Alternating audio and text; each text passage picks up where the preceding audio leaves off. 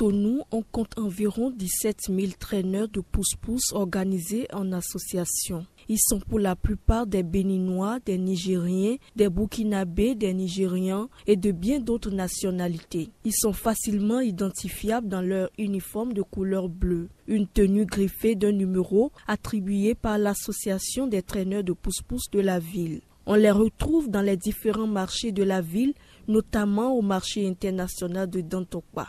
Ils se promènent le plus souvent au cœur de ce centre commercial et ses alentours à la recherche de clients. C'est un métier difficile, confient certains. C'est dur, comme ce travail de force. À travers de la tenue, pour acheter la tenue, actuellement c'est 25 000. Avant on achetait 5 000. Encore il n'y a pas de boulot. Si la pluie vient, on ne travaille pas. On peut passer toute la journée sans travail. La route est morte.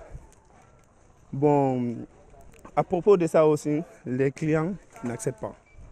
Parce que si la route n'est pas bonne, il n'y a pas de boulot. Personne ne peut accepter que tu prends ton pouce pour ton marchandise, travailler, aller mouiller ça. C'est pas facile. Ce qui est difficile dedans, bon, quand tu prends 5 balles, 6 balles comme ça, pour amener à quelque part là, si tu arrives au sable là, c'est bon tout droit là, quand tu arrives au sable là, s'il n'y a pas quelqu'un pour t'aider là, c'est difficile pour toi.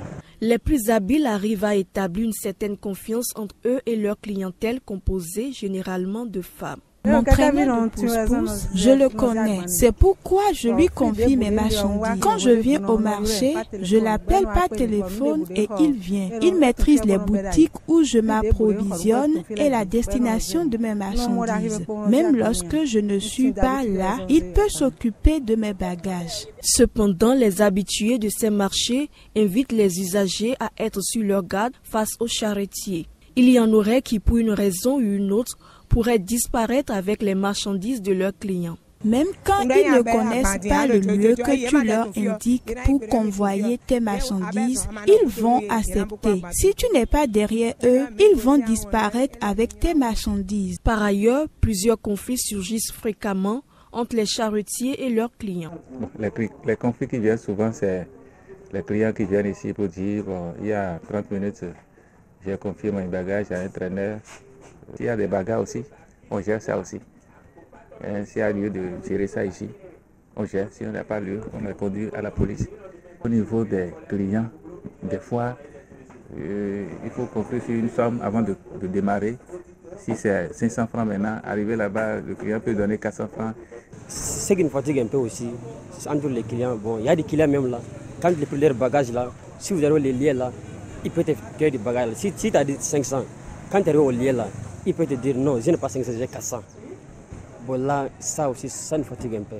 Pour éviter les cas de disparition de marchandises, plusieurs mesures sont à prendre en compte. Avant d'entrer dans cette activité-là, on peut venir ici d'abord pour s'inscrire avec les actes de naissance, ou soit carte d'identité.